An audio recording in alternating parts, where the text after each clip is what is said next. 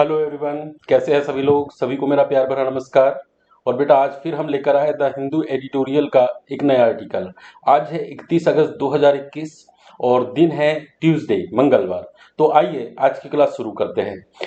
बेटा आज की क्लास में हम फिर करने जाएंगे द हिंदू एडिटोरियल के कुछ वोकेब्स को, कुछ सिनोनिम्स को, कुछ एंटोनिम्स को, उसमें आई हुई फ्रेजल वर्ब्स को और उससे रिलेटेड जितने भी हमारे ग्रामेटिकल रूल्स होंगे उस पर भी हम ध्यान देंगे। जो आपकी रोजमर्रा की अंग्रेजी बोलने के लिए, इंग्लिश स्पोकन के लिए जो जरूरी होगी उन चीजों को भी हम निकालेंगे। बेटा this things will definitely help you if you are preparing any kind of examination like SSC, UPSC, banking, या फिर you have only interest in learning English, then this thing will definitely help you. You will find these things helpful, useful everywhere. So without wasting time, let's start the journey of learning. So बेटा आज का जो शुभ विचार है वो है sometimes the heart sees। कभी कभी क्या होता है कि दिल देख लेता है। क्या देख लेता है? वॉट, जो चीज को देख लेता है, is invisible to the eyes, जो आंखें नहीं देख पाती। कई बार क्या होता है कि जो हमारी आंखें नहीं देख पाती है वो हमारा दिल देख लेता है। Sometimes the heart sees what is invisible to the eyes, जो आंखों से परे हो, जो आंखों से ना देखा जाए, कभी कभी वो दिल भी देख लेता है। तो आइए इसी विचार के साथ हम आगे बढ़ते हैं। आज का हमारा जो पहला शब्द है, the first word we have is virtue. Virtue का मतलब क्या है भाई? वर्च्यू शब्द आज का पहला है और हमारे इस क्लास, जो हम चैनल पर जो क्लास लेते हैं, इसका नाम भी क्या है बेटा? वर्चुपीडिया, है ना। तो इसी से निकला गया है, मतलब जहां पर बुद्धिमानी का, जहां पर ज्ञान का पूरी तरह से वास हो, दैट इज कॉल्ड वर्चुपीडिया, है ना। तो जिन बच्चों ने अभी तक के चैनल को सब्सक्राइब नहीं किया है वो सभी इस चैनल को सब्सक्राइब कर ले और लाइक करें, शेयर करें, and don't forget to press the bell icon button so that you may get all the notification on time. So बेटा चलिए हम हमारे आज के वर्ड पर चलते हैं। क्या है आज का जो फर्स्ट वोकेब है that we have is virtue.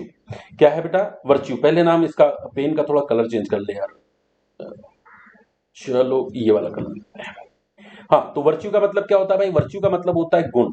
क्या होता है? गुण, किसी चीज की क्वालिटी, है ना, उसे बोलते हैं हम वर्च्यू। तो वर्च्यू का अगर हम सिनोनिम्स देखते हैं तो क्या हो जाएगा? Morality, decorum, good behaviour, property, merit, quality, goodness, modesty, politeness और हम्बलनेस, है ना। ये सब इनका मतलब क्या होता है? अच्छे गुणों से संबंध होता है।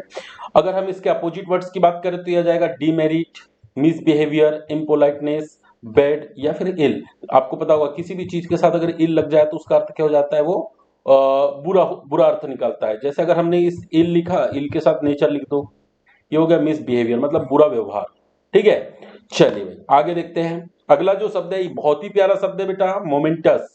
ये बहुत ही प्यारा शब्द है, साथ ही साथ एग्जाम ओरिएंटेड है, आपको एग्जाम में जरूर देखने को मिलेगा। देखिए क्या है इसमें, इसका मतलब क्या होता है? इसका मतलब होता है महत्वपूर्ण, यानी कि मुख्य रूप से जो भूमिका निभाई जाए, मुख्य या कोई चीज अहम है ना, उसके लिए हम किसका यूज करते हैं? मोमेंटस का। इसका क्या हो जाएगा? मेसिव। मेसिव मतलब क्या? एकदम जबरदस्त तरीके से। इंप्रेसिव, इंप्रेसिव वही प्रभावपूर्ण, मतलब कुछ अच्छा होगा तभी प्रभाव उस पर डलेगा। नेक्स्ट इज इफेक्टिव, इसका भी मतलब होता है प्रभावशाली।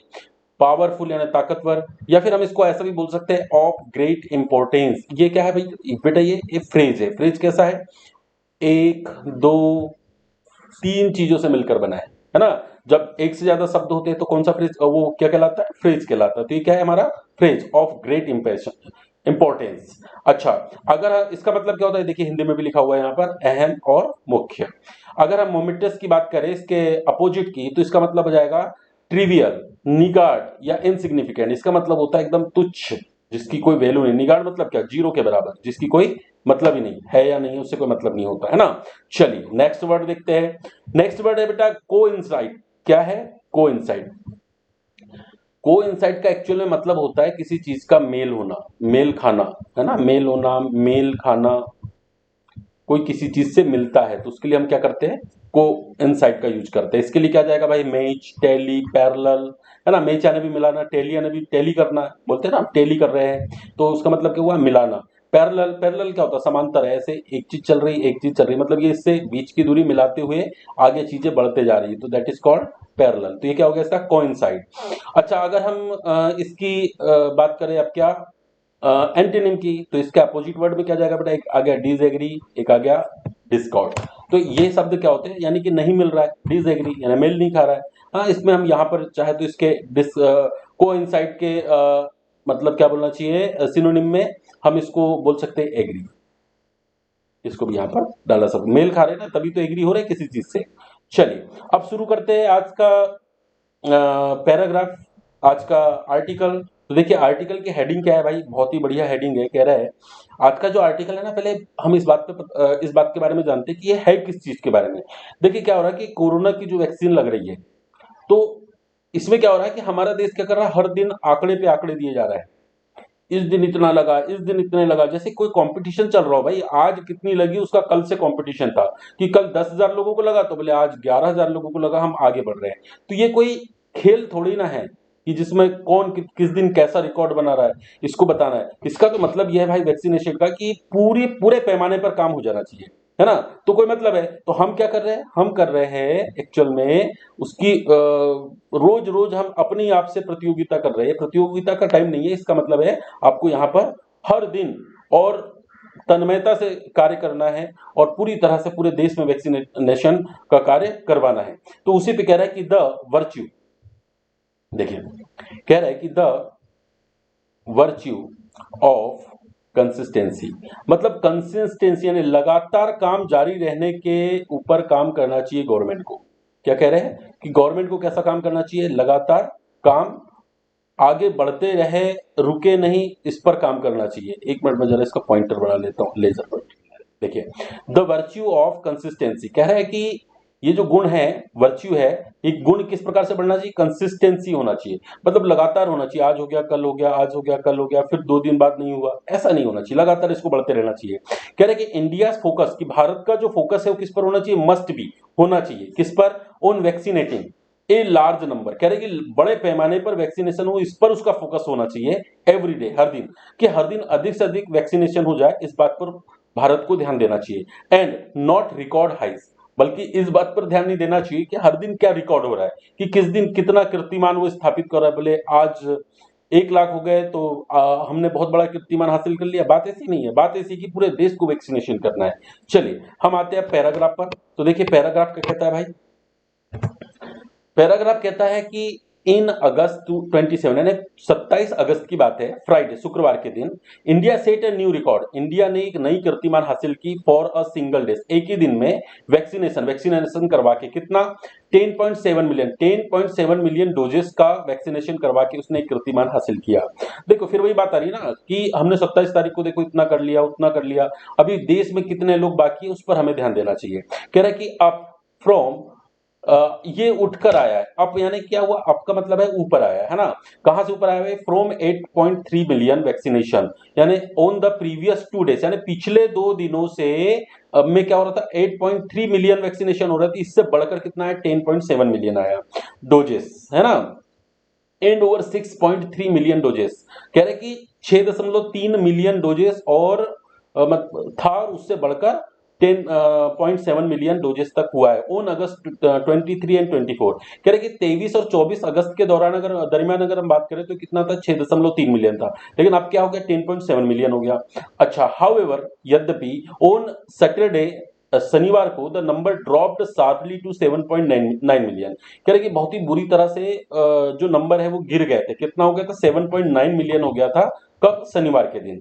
3.4 million doses were administered on August 29। अब कह रहे कि 29 अगस्त को, 29 अगस्त को कह रहे एडमिनिस्ट्रेड मतलब उपलब्ध करवाए गए थे डोजेस, कितना, 3.4 मिलियन ही डोजेस उपलब्ध करवाए गए थे। बट लेकिन Sundays have always registered low number, पर कह रहे कि रविवार के दिन की अगर रजिस्टर दर्ज की जो संख्या है, अगर उसको देखें, रजिस्टर्ड संख्या को देखें, तो कैसे है, वो हमेशा कम ही आके जा रहे हैं, बहुत कम होते जा रहे हैं। But Sundays have always registered low numbers. A similar pattern was scene on June 21, यानी कि 21 जून की बात करें तो भी ऐसा ही दिखा गया, 8.7 million doses on a single day, कि एक दिन में सिर्फ 8.7 मिलियन डोज ही लगे गए, which dropped to 5.8 million and next day the remained nearly stable 8/6 million for a week. अब कह रहे कि क्या हुआ कि जो कि गिरकर कहां गए थे 5.8 मिलियन पर, और ये अगले दिन भी ऐसे ही बना रहा, रिमेन्ड मतलब बने रहना, नियरली स्टेबल मतलब स्थायी रूप से बने रहा, करीब करीब इसके करीब 8/6 मिलियन फॉर अ वीक, मतलब एक हफ्ते में क्या 6 मिलियन के आसपास ही बना रहा। The number of doses administered fell to 3 million 4 million doses in the first half of July. कह रहे कि जो जुलाई का जो पहला भाग था ना, फर्स्ट हाफ ऑफ जुलाई, यानी जुलाई के आधे भाग में अगर हम बात करें तो ये यहां से भी गिर गया था, फेल टू 3 मिलियन 4 मिलियन, मतलब वो 5.8 से भी गिरकर कहां गया था, 3 और 4 मिलियन पर आ गया था। फेल टू मतलब गिर गया था, कम हो गया था। चलिए भाई आगे देखते हैं। Doses in the first of July, the June 21 record appeared more to coincide with the day when the revised COVID-19 vaccination strategy came into effect। देखिए कह रहा है कि अगर हम बात करें 21 जून की, द जून 21 रिकॉर्ड, अगर 21 जून के रिकॉर्ड की बात करें तो वो सामने आता है, ऐसा दिखाई देता है, मोर टू कंसाइड की मेल खाता हुआ विद द डे, उस दिन से, व्हेन द रिवाइज्ड कोविड-19 vaccination strategy came into effect, यानी कि जो इसकी जो रणनीति बनाई गई थी ना ये वैक्सीनेशन की, तो उस रणनीति को जब बनाया गया था तो उसके दौरान ये 21 जून को दिखाई दिया, थोड़ा सा ज्यादा मेल खाता हुआ। दैट इज कह रहा कि आगे कह रहा है कि that is the government procured 75% of the vaccines produced and supplied them to states for free। कह रहे कि गवर्नमेंट को क्या करना चाहिए, 75% जो वैक्सीन है ना, जो उत्पादन हो रहा है उसको खरीद लेना चाहिए, मतलब जितना उत्पादन हो रहा है उसका 75% भाग क्या करना चाहिए, उसने खरीद लेना चाहिए गवर्नमेंट ने, और सप्लाई कर देना था किसको, to the states for free, यानी राज्यों को, वो भी कैसे, फ्री, मुफ्त में। दो the record on August 27 dose not कंसाइड with coincide with the any occasion. कह रहा है कि हालांकि जो रिकॉर्ड 27 अगस्त का है ना वो मेल नहीं खाता है कहीं से भी कहीं तक उन पिछले चीजों से। इट डज सजेस्ट, देखिए यहां पर इट सजेस्ट भी हो सकता था, इट डज आने से क्या किया, इसको जोर दे दिया, इसको क्या किया है, एम्फेटिक कर दिया कि it does suggest that the intent was more to achieve a momentous feat of crossing the 10 million mark. कह रहा है कि ये देखा जा रहा है कि उनका उद्देश्य क्या है कि बस इस अचीवमेंट को, एक बड़ी प्राप्ति कर ली जाए। मोमेंटस फिट मतलब एक बहुत बड़े पैमाने में किसी चीज की प्राप्ति कर लेना, है ना, या हम जिसको बोले एक अहम तरीके से किसी चीज को हासिल कर लेना, है ना, तो एक बड़े पैमाने पर हाथ मारना, इसको क्या बोले, मोमेंटस फिट, एक बड़ा हाथ मारना। कि गवर्नमेंट क्या लग रही है, ऐसा लग रहा है कि वो बड़ा हाथ मारना चाह रही है और क्रॉस करना चाह रही है 10 मिलियन मार्क को। ये मार्क मतलब ये जो ऑप्शन हमारे पास आया ना 10 मिलियन का, कि इस टारगेट को पार करना है। The steep fall in vaccinations the very next day gives a rise to skepticism। देखिए क्या हो रहा है, skepticism मतलब जहां पर शक आ जाए, है ना, तो डाउट्स आ जाए, ऐसी चीज को हम क्या बोलते हैं, शंकावाद बोल सकते हैं हम इसको, है ना, शंके में डालने वाली चीज। कह रहा है कि स्टीप फॉल है, बहुत तेजी से गिरने वाली स्थिति बन गई इन वैक्सीनेशन में।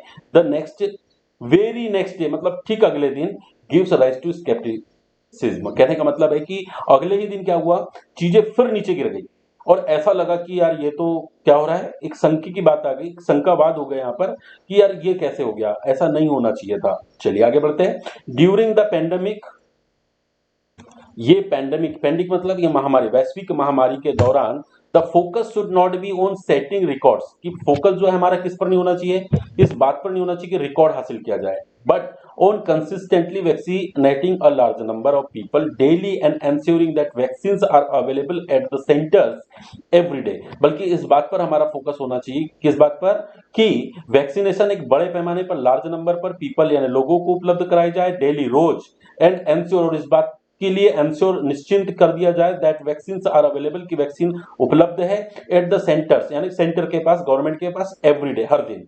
Uncertainty in vaccine availability does not help in increasing Uptake specially among the poor. और ये जो अनिश्चितता है ना किसमें, वैक्सीन की उपलब्धता में, ये मदद नहीं कर पा रही है इसे ऊपर उठाने में, इंक्रीजिंग अपटेक यानी कि उछाल मारने में, इसे ऊपर ले जाने में, स्पेशली खासतौर पर कहां पर, एमंग द पुअर यानी गरीब लोगों के बीच में। चलिए आगे देखते हैं। With vaccination being a safe and sure way to drastically cut the risk of hospitalisation due to severe कोविड-19 डिजीज एंड डेथ। भाई कह रहा है कि कोविड-19 डिजीज जो है और इसकी वजह से जो ड्यू टू सीवर कोविड-19 मतलब ये जो बहुत ही गंभीर बीमारी है और ये इसके कारण जो मौत हो रही है, इसके कारण लोगों को जो हॉस्पिटलाइजेशन यानी हॉस्पिटलों में अस्पतालों में भर्ती किया जा रहा है, कट द रिस्क, तो इसका जोखिम जो है वो फिर कम हो जाएगा और विथ वैक्सीनेशन होने के कारण बीइंग होना ए सेफ क्या हो जाएगा, ये सुरक्षित हो जाएगा एंड निश्चित हो जाएगा वे टू ड्रेस्टिकली, और वो भी बहुत ही जबरदस्त तरीके से। ड्रेस्टिकली मतलब जबरदस्त तरीके से। चलिए, efforts should be to quickly and consistently vaccinate large numbers each day. कह रहे कि प्रयास होने चाहिए, शुड बी मतलब होने चाहिए, एफर्ट्स प्रयास होने चाहिए, टू क्विकली जो जल्दी हो, एंड कंसिस्टेंटली और लगातार हो, क्या vaccinate large number each day, कि हर दिन वैक्सीनेट जो है वो वैक्सीनेशन का जो काम है वो बड़े पैमाने पर होना चाहिए।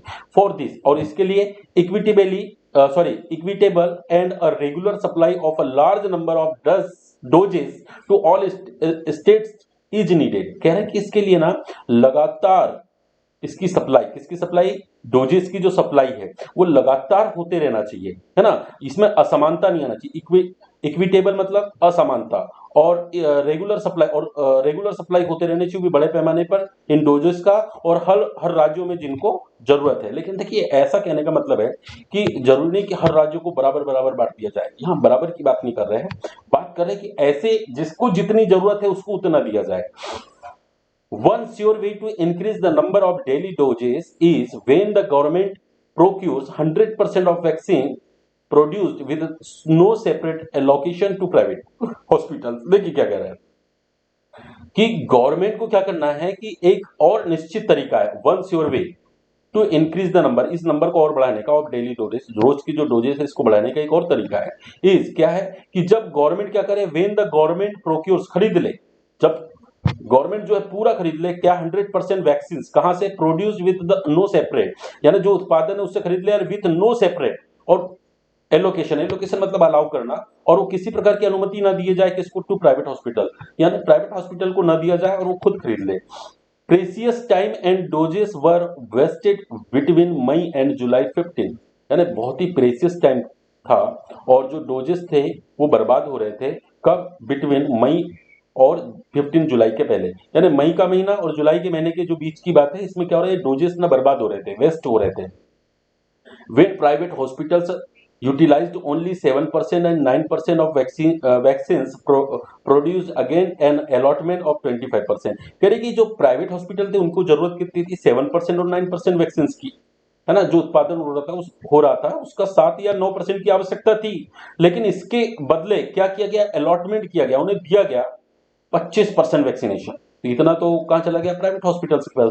द गवर्नमेंट हैज बिलेटेडली मतलब देर हो गई, यानी गवर्नमेंट को देर हो गई थी, रिवाइज द जून 7 पॉलिसी, यानी 7 जून में जो पॉलिसी नीति लेकर आए उसमें वो देर हो गए, such that manufacturers will not set aside 25% of vaccine produced from private hospitals but instead supply as per demand and allot the remaining to the government. कह रहे कि गवर्नमेंट ने बहुत देरी कर दी, जो उत्पादन हो रहा था वैक्सीनेशन, जो वैक्सीन का प्रोड्यूस्ड हो रहा था उसका 25% भाग जो वो दे रही थी, वो उसको वापस लेने में उनको बहुत देरी हो गई, और प्राइवेट हॉस्पिटल्स उनको जो दिया जा रहा था इंस्टेड, इसके बदले सप्लाई एज पर डिमांड, यानी जितनी डिमांड है उसके अनुसार उनको सप्लाई करना था। भाई 7 और 9% की डिमांड है तो 7 और 9% सप्लाई करना था, तो उनके डिमांड के अनुसार सप्लाई करना था, ना कि 25% सप्लाई करना था।